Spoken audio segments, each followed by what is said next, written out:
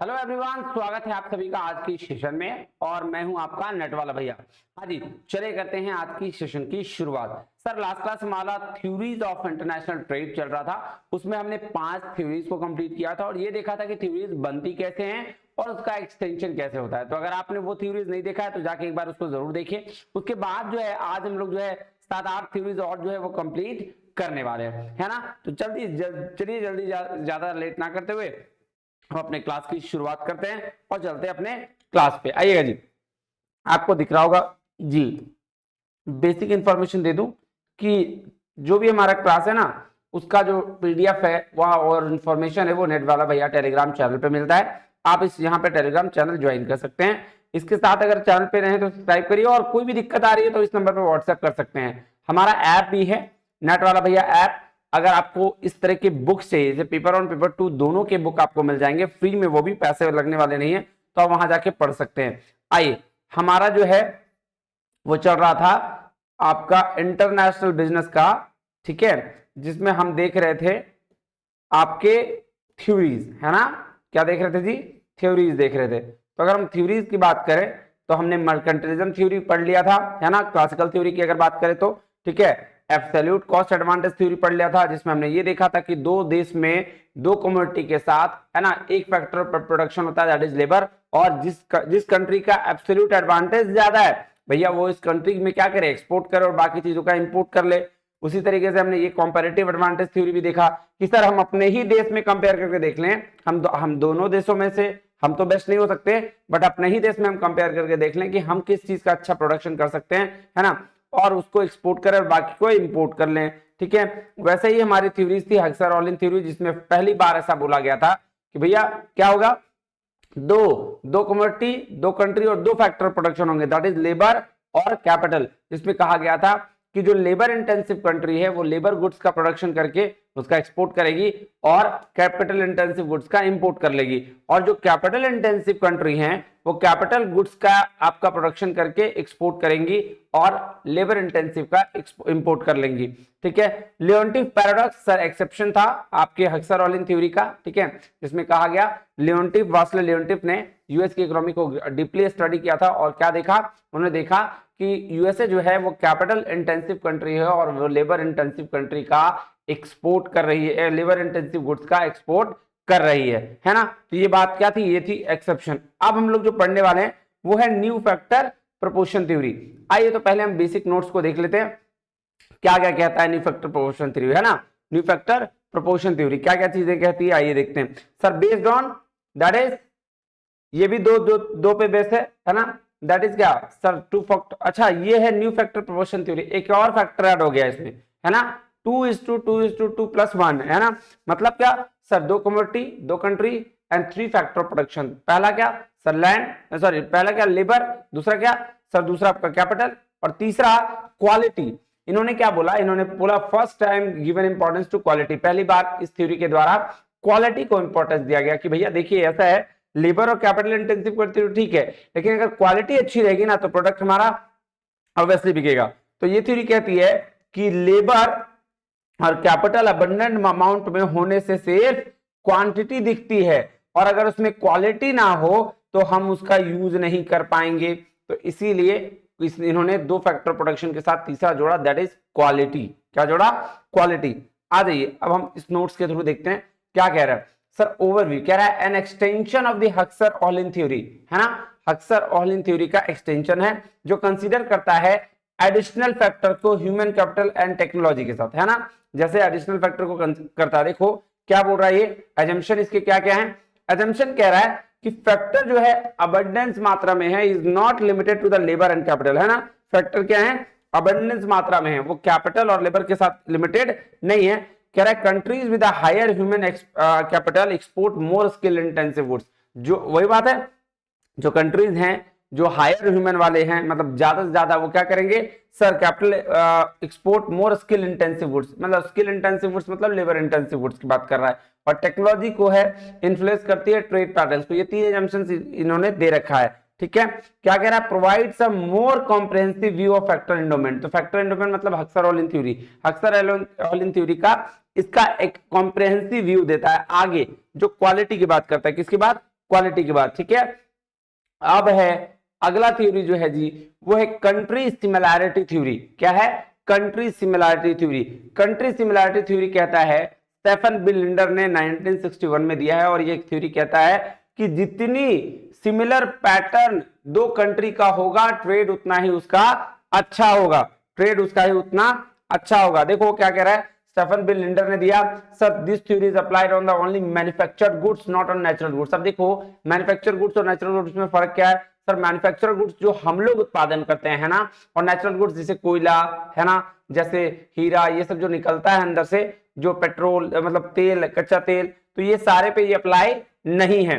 क्या कह रहा है? ये थ्योरी कहती है कि जितना दो कंट्री का डिमांड पैटर्न सिमिलर होगा, उतना ही ज्यादा उसमें इंटरनेशनल ट्रेड होगा। अब जैसे मुझे भी किसी गुड्स की बहुत ज्यादा जरूरत है, और दूसरे देश को भी किसी गुड्स की बहुत ज्यादा जरूरत है, वहां पे सेम टेस्ट प्रेफरेंसेस हैं, तो भैया यहाँ वाला सामान वहां जाएगा, वहां वाला सामान यहाँ भी आ सकता है ना। तो ये कौन कह रहा है? सर ये कह रहा है कंट्री सिमिलैरिटी थ्योरी। देखिए क्लाइन, देखिए क्या कह रहा है, the more similar demand structure of two countries the more intensive potentially is the trade between two countries, है ना। तो दो कंट्रीज के बीच में जितना सिमिलर पैटर्न होगा, उतनी ही ज्यादा उसमें ट्रेड की चांसेस बढ़ जाते हैं। ये कौन कह रहा है? सर कंट्री सिमिलैरिटी थ्योरी कह रही है। अब इसको देखें, आइए sir country similarity theory Staffan Linder ने 1961 में दिया है। क्या ओवरव्यू है देखते हैं पहले। कह रहा है suggest that the country with similar per capita income level are more likely to trade similar products, है ना। तो यहाँ कैपिटा इनकम से जोड़ दिया है, डिमांड पैटर्न से जोड़ दो, बात बराबर है, ठीक है। तो ये क्या कह रहा है कि सर दो कंट्री का डिमांड पैटर्न जितना होगा, जितना कैपिटा इनकम का लेवल बराबर होगा, तो उसके सप्लाई यानी कि उसका डिमांड भी जो है वो ज्यादा होगा, या उसका पैटर्न जो है बिजनेस करने का वो भी सेम होगा। एजम्पशन क्या कह दिया, देखो कह रहा है trade occurs between with a similar economic development, है ना। किसके बीच में होगा व्यापार या ट्रेड? सर जो सिमिलर पैटर्न के इकोनॉमिक हैं, जैसे अगर बात करें तो मान लो चाइना कर रहा है किससे? रशिया से, है ना, ठीक है।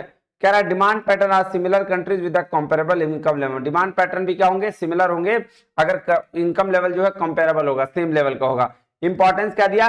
बोला एक्सप्लेन कर रहा है intra industry trade between developed countries. तो इंट्रा इंडस्ट्री मतलब सेम इंडस्ट्री का जो ट्रेड है वो डेवलप कंट्रीज में, मतलब दो कंट्रीज के बीच में क्या कर रहा है? ट्रेड करा रहा है। तो सीधा सीधी बात समझो ना भाई, कि मुझे भी हलवा पसंद है, आपको भी हलवा पसंद है, तो हम दो तरह के हलवा को एक्सचेंज करके भेज रहे हैं, है ना। डिमांड पैटर्न क्लियर है जी। अब नेक्स्ट जो है वो है प्रोडक्ट लाइफ साइकिल थ्योरी। क्या है? Product life cycle theory. अब एक बात बताओ, मार्केटिंग में हमने प्रोडक्ट पढ़ा है जी सर, क्या पढ़ा है? इंट्रोडक्शन, ग्रोथ, मैच्योरिटी और डिक्लाइन, ठीक है। तो सर यहाँ पे 3 स्टेप बताए गए हैं। क्या देखो, कह रहा है रेमंड वर्नर ने 1960 में हार्वर्ड बिजनेस स्कूल के प्रोफेसर हैं, और उन्होंने बताया, उन्होंने कहा कि प्रोडक्ट लाइफ साइकिल के 3 स्टेज होते हैं। एक तो न्यू प्रोडक्ट, दूसरा मैच्योरेटिंग प्रोडक्ट, और तीसरा स्टैंडर्डाइज्ड प्रोडक्ट, ठीक है। तो सर न्यू प्रोडक्ट मतलब जब कोई नया प्रोडक्ट किसी बाहर के देश में जाके बिक रहा होता है। मैच्योरिंग प्रोडक्ट तो जब कोई प्रोडक्ट जो है वो मैच्योर हो रहा होता है, इसका मतलब कि आखिरी स्टेज में होता है। और स्टैंडर्डाइज्ड प्रोडक्ट मतलब जो लेवल स्टैंडर्ड का लेवल सेट कर रहा होता है ना, एक मानकीकरण बोलते हैं उसको, ठीक है। तो ध्यान दीजिएगा क्या कह रहा है, न्यू प्रोडक्ट वो स्टेज है जहां कोई कंट्री कोई प्रोडक्ट का प्रोडक्शन करके इनोवेट करती है, नया नया प्रोडक्ट लॉन्च करती है एक देश से दूसरे देश में, है ना। मैच्योरिंग प्रोडक्ट वो स्टेज है जहां कोई कंट्री किसी प्रोडक्शन का करके अपने पिक स्टेज तक पहुंच जाती है। पिक स्टेज मतलब फाइनल, एकदम लास्ट स्टेज तक। और स्टैंडर्डाइज्ड प्रोडक्ट वो स्टेज है जहां कोई प्रोडक्ट बहुत बहुत ही कम कॉस्ट में किसी अनदर कंट्री में भी मैन्युफैक्चरिंग करने लगती है। तो ये 3 बातों पे प्रोडक्ट लाइफ साइकिल थ्योरी बात करती है। आइए हम देखते हैं नोट्स में क्या कह रहा है। सर ये ओवरव्यू क्या दे रहा है कि describe how products are introduced, grow, mature and decline in the international market. तो प्रोडक्ट लाइफ साइकिल थ्योरी जैसा मैंने कि आपको बताया, मार्केटिंग में हम लोग 4 स्टेज पढ़ते हैं, इंट्रोडक्शन, है ना, फिर ये ग्रोथ, मैच्योरिटी और डिक्लाइन, ये 4 फेज होता है प्रोडक्ट लाइफ साइकिल का। पहले प्रोडक्ट कहीं ना कहीं इंट्रोड्यूस होता है, फिर वो ग्रोथ होता है, फिर उसके बाद फिर मैच्योर, और फिर वो डिक्लाइन कर जाता है, खत्म हो जाता है वो चीज, ठीक है।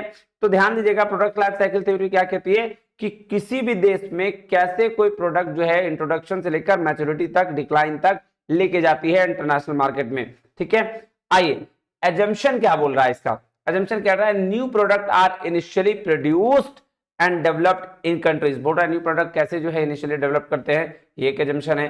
कैसा as the product mature, production shift to developing countries. अब देखो कहते हैं ना कि एक देश में अगर मेरा इसका डिक्लाइनिंग फेज आ गया तो भैया दूसरे देश में थोड़ी आया है, हम एक देश से क्या करेंगे दूसरे देश में शिफ्ट कर जाएंगे। यहां मेरा बहुत समोसा पकौड़ा खाने का मन खत्म हो गया, भाई दूसरे देश में जाके हम बेचेंगे, है ना। Demand increases in international market, obviously बात है कि अगर एक जगह प्रोडक्ट का डिमांड घट रहा है तो भैया आपको दूसरे देश में बेचेंगे, हो सकता है वहां बढ़ जाए, है ना। लिमिटेशंस, लिमिटेशंस कह रहा है applicable mainly to technology based product, not to all industries, सारे इंडस्ट्रीज के लिए नहीं है, मेनली जो है प्रोडक्ट लाइफ साइकिल थ्योरी जो है वो टेक्नोलॉजी से फोन, है ना। यहाँ पे भाई साहब आईफोन का डिमांड बहुत ज्यादा है, फॉरेन में चले जाओ, फॉरेन से लेके आओ आईफोन, कितना सस्ता मिलता है ना, याद रखो, ठीक है। अब आ जाओ नेक्स्ट, नेक्स्ट क्या है सर, नेक्स्ट है,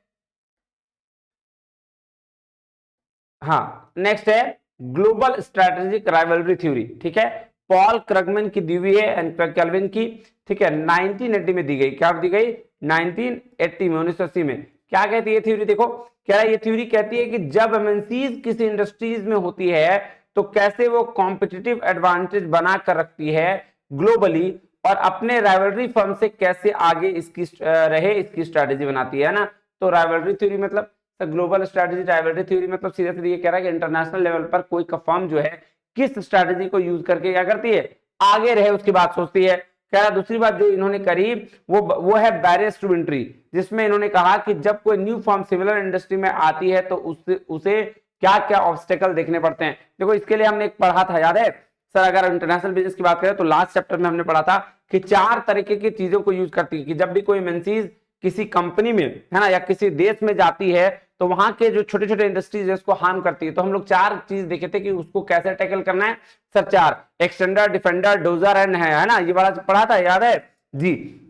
तो वही कह रहा है यहाँ पे ग्लोबल स्ट्रेटेजिक राइवलरी थ्योरी, 2 चीज की बात किया, क्या क्या बात किया भाई, तो एक तो वो कॉम्पिटिटिव एडवांटेज बनाकर रखना चाहती है एमएनसीज, ठीक है, और कैसे बनाकर कर रखना चाहती है सर, वो अपना स्ट्रैटेजी वैसे तैयार करती है। और दूसरा क्या बोला, दूसरा बात इन्होंने बोला कि भैया जब भी कोई सिमिलर इंडस्ट्री आती है तो उसे क्या क्या ऑब्स्टेकल देखने पड़ते हैं उसके बारे में भी ये बात कर रही है। अब आ जाइए नोट्स पे चलते हैं, नोट्स क्या कह रहा है ध्यान से देखें, कह रहा है ये क्या कह रहा है, focuses on how multinational corporation compete in the international market through innovation, economies of scale and market entry barriers. देखो 3 चीज की बात यहां पे आ गई, क्या क्या सर, पहला बोला ये फोकस किस पे करता है इंटरनेशनल मार्केट में, कि कैसे इंटरनेशनल मार्केट में ये इनोवेशन के थ्रू, है ना, इकोनॉमीज ऑफ स्केल के through and market entry barrier के थ्रू रह पाए। मतलब क्या हुआ सर, इनोवेशन मतलब नया नया प्रोडक्ट लॉन्च करेंगे, नया नया प्रोडक्ट लॉन्च करेंगे और इंटरनेशनल मार्केट में छा जाएंगे। सर इकोनॉमीज ऑफ स्केल मतलब सर जितना ज्यादा हम प्रोडक्शन करेंगे उतना रेट मेरा कम पड़ेगा और उतना सस्ता में हम सामान बेचेंगे, ठीक है। और मार्केट एंट्री बैरियर्स मतलब सर मार्केट में एंट्री लेने ही नहीं देंगे, है ना, किसी को लेने नहीं देंगे, क्योंकि हम इतना सस्ता रहेंगे कोई कस्टमर किसी को खरीदेगा ही नहीं, ठीक है। ये बात ग्लोबल स्ट्रेटेजी राइवलरी थ्योरी कहती है। एजम्पशन क्या है sir, firms type two gain competitive advantage, तो कंपनियां क्या करती है, प्रतिस्पर्धात्मक लाभ प्राप्त करने का प्रयास करती है। रिसर्च डेवलपमेंट होता है, पेटेंट, और क्या होता है, ब्रांडिंग होती है। Barriers to entry affect the trade pattern, क्योंकि एंट्री करने देती नहीं तो उससे ट्रेड पैटर्न अफेक्ट होता है। सर इंपॉर्टेंस क्या है, इंपॉर्टेंस बोल रहा है explain the role of multinational corporation in shaping the global trade, है ना। तो क्या बोल रहा है कि सर वैश्विक व्यापार को आकार देने में बहुराष्ट्रीय निगमों की भूमिका का व्याख्या करता है। ध्यान समझ में आया, इंपॉर्टेंस क्या है इसका जी। तो चलिए आगे चलते हैं, न्यू ट्रेड थ्योरी, नेक्स्ट क्या जी, न्यू ट्रेड थ्योरी। क्लियर है बात, कोई दिक्कत परेशानी तकलीफ नहीं सर, कोई दिक्कत नहीं है, कोई परेशानी कोई तकलीफ नहीं है ना। आ जाओ देखते हैं सर न्यू ट्रेड थ्योरी क्या कह रहा है, ध्यान दीजिएगा आइए सर न्यू ट्रेड थ्योरी क्या कह रहा है, ध्यान देते हैं। सर एक पॉल क्रगमैन ने दिया है, किसने दिया है, पॉल क्रगमैन ने दिया है। सर थ्योरी फोकस करती है 2 type of economies of scale पर, किस पे सर, एक इंटरनल इकोनॉमीज ऑफ स्केल और एक एक्सटर्नल इकोनॉमीज ऑफ स्केल, है ना। सर न्यू ट्रेड थ्योरी किस पे फोकस करती है जी, सर आपके इंटरनल इकोनॉमीज ऑफ स्केल और एक्सटर्नल इकोनॉमीज ऑफ स्केल। आइए कह रहा है, आइए इकोनॉमीज स्केल को समझते हैं। कह रहा आपको ये बात पता है कि किसी भी प्रोडक्ट का जितना ज्यादा प्रोडक्शन होता है उतना ही कम कॉस्ट और प्रोडक्शन होना होता है। कैसे सर, देखिए इसको समझाने के लिए मैंने बहुत अच्छा बात बताया था आपको, देखिए ध्यान दीजिए क्या हो रहा है, क्या हो रहा है, 2 कंपनी है, ठीक है, ठीक है, बात समझ में आया जी। ए और इसका मशीन, ये एक मशीन है जो 50,000 यूनिट का प्रोडक्शन कर सकती है ना, 50,000 यूनिट का प्रोडक्शन कर सकती है। अभी ये मशीन बना रही है 10,000 यूनिट, क्योंकि सामान बेचने की जगह मिल नहीं रही है इसको, है ना। तो 50,000 यूनिट का प्रोडक्शन करती है और कभी भी कितना बना रहा है, 10,000 यूनिट। ये 10,000 यूनिट बना रहा है तो 1,000 रुपया पर यूनिट इसको पड़ रहा है, 1,000 रुपया पर यूनिट इसको पड़ रहा है, ठीक है। एक यूनिट का 1,000 रुपया, तो 10,000 यूनिट का 1 करोड़, है ना, 1 करोड़ हो गया। अब यही चीज जब ये 50,000 यूनिट बनाएगा, ये 50,000 यूनिट बनाएगा, तो भैया क्या होगा सर, 50,000 भागा, आप देखो ये 10,000 पे 1,000 पड़ रहा है, तो 50,000 पे कितना पड़ेगा, 200 रुपए पर यूनिट पड़ेगा, 200 रुपए पर यूनिट पड़ेगा। समझ में आ रहा है, 200 रुपए पर यूनिट पड़ेगा। इसका मतलब क्या कि सर हमारा फिक्स को सारा चीज वही लग रहा है ना, बट हम क्या कर रहे हैं, हम चूंकि प्रोडक्शन कम कर रहे हैं, तो प्रोडक्शन कम करने की वजह से कॉस्ट मेरा ज्यादा जा रहा है। जब हम ज्यादा प्रोडक्शन करेंगे, ज्यादा सामान बेचेंगे, तो मेरा क्या होगा सर, हम अच्छे तरीके से क्या कर पाएंगे, सेल कर पाएंगे। क्लियर है, तो आ जाओ अब देखो ध्यान समझे। सर कैसे बताइए, तो क्या कह रहा है, कह रहा है मान लेते हैं एक मशीन की कैपेसिटी 1,000 यूनिट प्रोड्यूस करने की है और वो प्रोड्यूस कर रहा है 200 यूनिट, ठीक है, जिसमें लेबर कॉस्ट आपका लग गया 50,000, मशीन कॉस्ट 1 लाख और एडिशन कॉस्ट 50,000, टोटल कॉस्ट कितना लग गया जी, 2 लाख रुपया। फिर क्या बोला, फॉर 200 यूनिट, है ना। सर बोल रहा है आपका 200 यूनिट के लिए कितना लग जा रहा है सर, 200 यूनिट के 1,000 रुपया एक प्रोडक्ट का, देख लो 200 यूनिट के लिए 2 लाख रुपया अगर पूरा है, तो 200 यूनिट के लिए कितना, 1,000 रुपया। कह रहा अब यही मशीन अगर 1,000 यूनिट बनाएगी तो क्या बढ़ेगा, सिर्फ लेबर कॉस्ट, है ना, 2 एडिशनल कॉस्ट बढ़ा लो, ठीक है। कह रहा है मान लेते हैं 2 लाख और एक्सपेंसेस हुआ, तो कितना हुआ, 4 लाख हुआ, और अगर 4 लाख भी एक्सपेंसेस हुआ और 1,000 यूनिट बना रही है, तो एक का प्रोडक्ट कॉस्ट कितना आएगा, 400 रुपया, एक का प्रोडक्ट कॉस्ट कितना आएगा, 400। और सर यहाँ एक का प्रोडक्ट कॉस्ट कितना आ रहा था, 1,000, ठीक है, 1,000 का रुपया आप मतलब सीधे सीधे कितने का फायदा हुआ, 600 रुपए का। सोचो कि एक मशीन 10,000 यूनिट जब बनाएगी तो सीधा सीधी क्या होगा, सीधा सीधी 600 रुपया पर पीस बचेगा, है ना। तो इसीलिए इकोनॉमिक्स ऑफ स्केल का कहने का क्या मतलब होता है कि सर हम ज्यादा से ज्यादा प्रोडक्शन करेंगे तो कॉस्ट कम आएगा। चलो नेक्स्ट क्या कह रहा है, इसी तरह अगर फर्म की साइज की वजह से पर यूनिट कॉस्ट कम हुआ तो उसे कहते हैं इंटरनल इकोनॉमिक्स ऑफ स्केल। क्या बोल रहा है, फर्म की साइज की वजह से अगर कोई कमी आती है उसके कॉस्ट में तो उसको इंटरनल इकोनॉमिक्स ऑफ स्केल कहते हैं, और अगर इंडस्ट्री की साइज की वजह से अगर पर यूनिट कॉस्ट कम हुआ तो उसको कहते हैं एक्सटर्नल इकोनॉमिक्स ऑफ स्केल, है ना। इंटरनल और एक्सटर्नल इकोनॉमिक्स ऑफ स्केल समझ में आ गया, उम्मीद है आपको समझ में आ गया होगा। नेक्स्ट आइए यहां देखते हैं क्या बोला, हाँ ये देखिए न्यूटन 3 कब आया, 70 से 80 में। सर ये क्या बोला, emphasises the economics of scale and network effect, है ना। सर यहाँ बोला एजम्पशन क्या है, इम्परफेक्ट कंपटीशन एग्जिस्ट करता है, इकोनॉमिक्स ऑफ स्केल जो है वो अलाउ करता है कंट्री को specialise and trade similar product, ठीक है। Government policies can influence trade pattern, ठीक है, गवर्नमेंट की पॉलिसी से ट्रेड पैटर्न इंपैक्ट पड़ेगा। अब है 11 नंबर की थ्योरी, portal diamond theory, portal Michael Porter की थ्योरी है, पोर्टल डायमंड थ्योरी, है ना। ये एक्सप्लेन करता है why certain industries within the countries are more competitive, बोल रहा है कि ये बताता है कि क्यों कुछ सर्टेन जो है इंडस्ट्रीज है वो अब कंट्री में क्यों ज्यादा कॉम्पिटिटिव है इंटरनेशनल लेवल पर, ठीक है। आइए देखते हैं उसके पहले इस थ्योरी, उसके बाद हम बात करेंगे। कह रहे also known as diamond model, है ना, कॉम्पिटिटिव एडवांटेज थ्योरी को हम लोग डायमंड मॉडल भी कहते हैं, गिवन बाय मिकेल पोर्टर 1990 में। ये थ्योरी कहती है कि किसी भी नेशन के इंडस्ट्री का कॉम्पिटिटिवनेस उस इंडस्ट्री के इनोवेशन और अपग्रेडेशन की कैपेसिटी पे डिपेंड करता है। 100% बात सही है ना। जैसे सोचो अगर नोकिया कंपनी ने अगर इनोवेट किया होता, अपनी इंडस्ट्री का अपग्रेडेशन किया होता, तो आज नोकिया बहुत अच्छा लेवल पे होती। एक टाइम में नोकिया का ही फोन चलता था, है ना। तो ये क्या कह रहा है कि सर कॉम्पिटिटिव एडवांटेज को ध्यान देना होगा, जो चीज है उसको ध्यान देना होगा, अपग्रेडेशन पे ध्यान देना होगा। और इसके लिए पोर्टस ने 4 डिटरमिनेंट्स को लिंक किया है। क्या बोला है sir, 4 determinants, very important. 4 determinant क्या क्या है sir, local market resources and capabilities, local market demand conditions, local companies, local suppliers and complementary industries and local firm characteristics. तो इन्होंने ओवरऑल लोकल मार्केट की बात कही है कि लोकल में अपने रिसोर्सेज कैपेबिलिटीज क्या है वो देखो, डिमांड कंडीशंस क्या है वो देखो, और सप्लायर कॉम्प्लीमेंट्री इंडस्ट्रीज क्या है वो देखो, और फर्म की कैरेक्टरिस्टिक्स तुम्हारी क्या है वो देखो। इसके बेस पर आप क्या करोगे, अपने जो आपका जो फर्म है उसका अपग्रेडेशन करोगे और तब जाके आप इंटरनेशनल लेवल पर बिजनेस कर सकते हो, है ना। तो ये बात ध्यान में रखिएगा। नेक्स्ट क्या है, आइए पहले इसको देख लेते हैं। सर इसका एजम्पशन क्या था, इसका एजम्पशन था national competitive advantage depend on 4 factor, 4 factor पर डिपेंड करता है। कौन कौन सा factor, conditions, demand conditions, related इन सपोर्टिंग इंडस्ट्रीज, फर्म की स्ट्रेटेजी, स्ट्रक्चर और राइवलरी। ठीक है, ये 4 फैक्टर जो हैं वो इसके लिए है पोर्टल एडवांटेज, पोर्टल ये कौन सा थ्योरी है, डायमंड मॉडल थ्योरी है ना, जिसको मिकेल पोर्टर ने दिया है। चलिए अब लिमिटेशंस क्या है इसके, कह रहा है more applicable to develop countries than the developing ones. तो यहाँ ये कहाँ यूज होगा, डेवलप कंट्री में ज्यादा यूज होगा। कहाँ यूज होगा, डेवलप कंट्री में यूज होगा, है ना जी।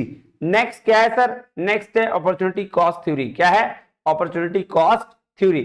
सर ये इसको किसने दिया, इसको दिया गॉटफ्राइड हाबरलस ने। किसने दिया, गॉटफ्राइड हाबरलस ने 1933 में दिया। ये थ्योरी अपॉर्चुनिटी कॉस्ट की बात करती है। किसकी बात करती है, अपॉर्चुनिटी कॉस्ट की, है ना। ये थ्योरी किसकी बात करती है जी, अपॉर्चुनिटी कॉस्ट की। ठीक है, अब देखिए क्या है, this theory says the basis of international trade is the difference between nation in the opportunity cost and the product of production of commodities. तो क्या कह रहा है कि the basis of the international trade, basis क्या होगा international trade का, कि डिफरेंस जो होगा किसके बीच में, नेशन के बीच में, अपॉर्चुनिटी कॉस्ट में और प्रोडक्शन ऑफ कमोडिटीज में। ठीक है, याद रखिएगा। तो अपॉर्चुनिटी कॉस्ट बहुत जरूरी है।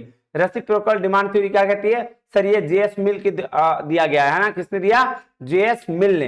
ये थ्योरी कहती है कि किसी इंटरनेशनल ट्रेड में जब एक कंट्री कुछ प्रोडक्ट मंगवाती है और उसके बदले दूसरी कंट्री किसी और का प्रोडक्ट डिमांड करती है तो उसे कहते हैं रेसिप्रोकल डिमांड थ्योरी, है ना। मतलब सीधा सीधी बात समझ लो कि हमने अगर यहां से दूध भेजा तो वहां से हम दही मंगवा रहे हैं। ठीक है, एक प्रोडक्ट भेजा तो दूसरा प्रोडक्ट मंगवा रहे हैं, इसी को बोलते हैं रेसिप्रोकल डिमांड थ्योरी।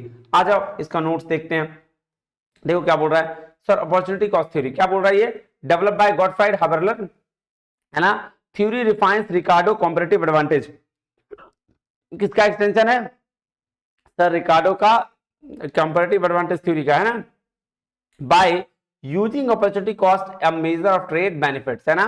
कह रहा अजम्पशन क्या होगा सर, अपॉर्चुनिटी कॉस्ट डिटरमाइन करता है स्पेशलाइजेशन को। ठीक है, मल्टीपल फैक्टर प्रोडक्शन होंगे, है ना, फ्लेक्सिबल प्रोडक्शन पॉसिबिलिटीज होगी। ठीक है, अब है reciprocal demand theory. Reciprocal demand theory अभी बताया मैंने कि एक कंट्री दूसरे कंट्री, एक कंट्री का हम अगर कोई गुड्स बेचते हैं तो उसके बिहाफ पर दूसरा गुड्स मंगवा लेते हैं। देखिए स्टुअर्ट मिल ने दिया 1848 में। कह रहा reciprocal demand theory explain how the terms of trade between two countries are determined based on the mutual demand of each other goods, है ना। तो बोल रहा है कैसे हम ये क्या डिसाइड करता है कि जो टर्म्स ऑफ ट्रेड कैसे होगा, जब डिमांड पैटर्न सेम हो, म्यूचुअल डिमांड हो, दोनों का सेम डिमांड हो, तो ट्रेड का पैटर्न कैसे होगा। ठीक है, चलिए मेन पॉइंट क्या है, टू कंट्रीज टू कमोडिटीज होगा। ठीक है, exchange rate depend on the intensity of the demand. तो higher demand higher price to pay, both countries gain from trade. दोनों कंट्रीज क्या है सर, फायदा होता है। एक और थ्योरी है gravity model of trade. Gravity model of trade क्या है, देखो trade between the two countries is directly proportional to the economic size, that is GDP, and inversely proportional to the distance between them। देखो क्या कह रहा है, ध्यान से देखना। ये क्या कह रहा है कि सर ट्रेड जो है दो कंट्री में सर डायरेक्टली प्रोपोर्शनल होता है उसके जीडीपी से, ग्रोस डोमेस्टिक प्रोडक्ट, है ना, कि कितना वो प्रोडक्शन कर रहा है, और इनवर्सली होता है उसके डिस्टेंस से, कि कितना डिस्टेंस है। ठीक है, तो डायरेक्टली सर जीडीपी से, इकोनॉमिक साइज से, और सर इनवर्सली सर होता है डिस्टेंस से। कह रहा larger economy trade more which other, ज्यादा जो बड़ी इकोनॉमी होती है वो एक दूसरे से ज्यादा ट्रेड करती हैं। डिस्टेंस इंक्रीज करता है ट्रांसपोर्टेशन कॉस्ट को और रिड्यूस करता है ट्रेड को। नो ट्रेड बैरियर, कोई ट्रेड बैरियर नहीं होते हैं। ठीक है, तो ये तीन चीजें याद रखिएगा एजम्पशन में, बाकी आपकी थ्योरी जो है वो खत्म हो गई। तो बेसिक चीजें रखनी है हमको याद, एजम्पशन क्या है, थ्योरी कहती क्या है, दैट्स इट, और कौन दिया, इससे ज्यादा याद करने की जरूरत नहीं है, यही है। इसलिए मैंने बहुत शॉर्ट में बहुत सही तरीके से आपको बता दिया, कोई दिक्कत परेशानी तकलीफ नहीं होनी चाहिए। चलिए जी, तो आज के लिए इतना ही, है ना। मिलते हैं अगले वीडियो में, तब तक के लिए बहुत बहुत धन्यवाद। थैंक यू वेरी मच, जय हिंद।